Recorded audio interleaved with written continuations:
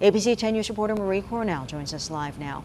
Marie, one of the things that happened right after 9/11 was a lot of people signed up to join the military. Yeah, good morning, Virginia. Some say it gave them a sense of purpose and the reason to step up and serve. If somebody is responsible for this, then when the time comes, those of us who witnessed it would be a part of helping to make sure that, justice is served.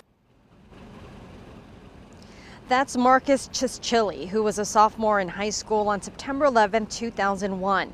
He says after watching the terrorist attacks play out, he felt a strong urge of wanting to do something. So right out of high school, he joined the military. And within the first 5 years of service, he deployed 4 times. But his 4th deployment was cut short when he stepped on an IED. He lost his leg in the explosion and has scars on his body. But none of this stopped him. He ended up doing 6 more years of service, eventually getting out in 2016 to start a family.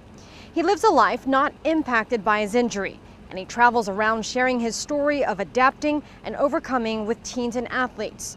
And reflecting on that decision to enlist 20 years ago, he says even with everything that's happened, he would do it all again.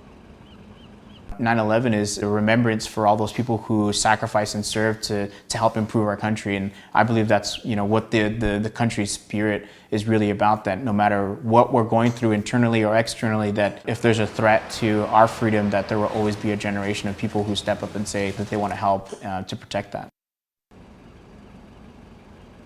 Just so much passion from this remarkable guy, and there's so many like him who will join members of the community to remember what happened on 9/11. There are a number of events that are scheduled, even starting today at Cuyamaca College, where they will have a flag display as well as a ceremony, and you can watch that online. Live from the Embarcadero, Marie Cornell, ABC 10 News.